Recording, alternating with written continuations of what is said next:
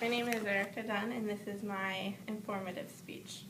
Millions of Americans tune in each week to primetime television, and among those shows is Grey's Anatomy. Growing up, I always enjoyed watching medical shows, but I always wondered how much truth is behind those shows.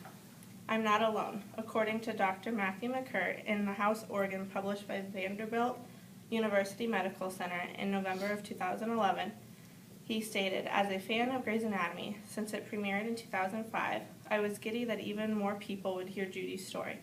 But would it even be recognizable after the TV writers got finished with it? Everyone cautioned me no, and I had pretty low expectations myself." So now we will look at two of the recently featured cases in Grey's Anatomy and determine if they were credible or not. In one of the episodes, titled Hard Bargain, Dr. Bailey recommends genetic mapping for one of her cancer patients. And according to the National Human Genome Research Institute, in their article about genetic mapping published in February 2012, they stated genetic mapping, or also known as linkage mapping, can offer firm evidence that a disease transmitted from parent to child is linked to one or more genes. And the Human Genome Project has also conducted research that genetic mapping can also lead to discoveries of how different genes interact with common disorders such as asthma, diabetes, and even cancer, which shows that each individual has a different case and it can be treated differently by what disease they have.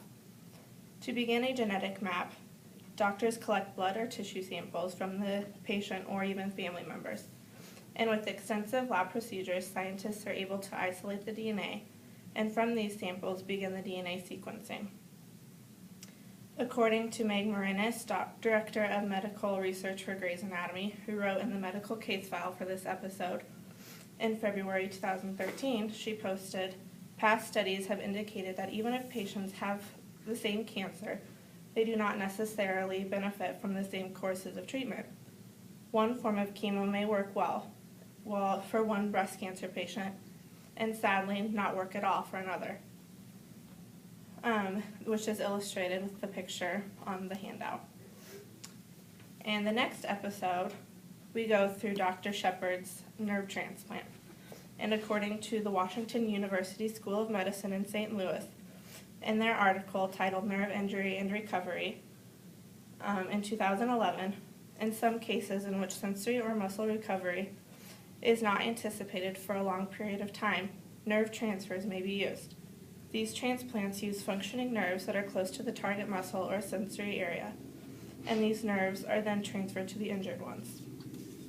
In the medical case file for the episode in December 2012, Meg Marinis explains that after performing a nerve graft, which was unsuccessful in the long run, Dr. Torres decided that a nerve transplant would be the best treatment available to repair Dr. Shepard's injured hand.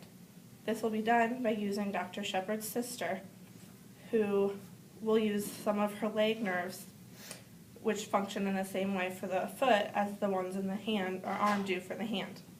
Using these nerves, they were successfully able to replace the damaged ones in Dr. Shepard.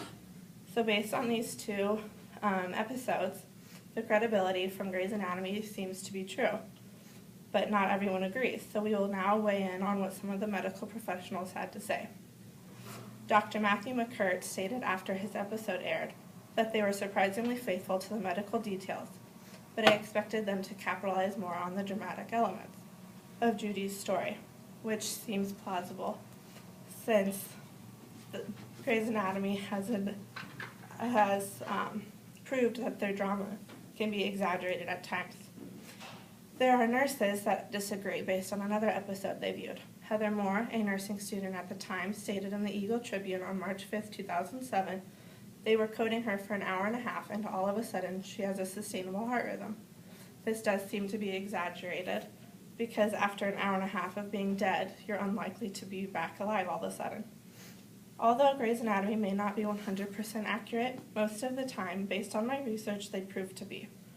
But they still allow drama and entertainment for their millions of viewers who tune in week after week.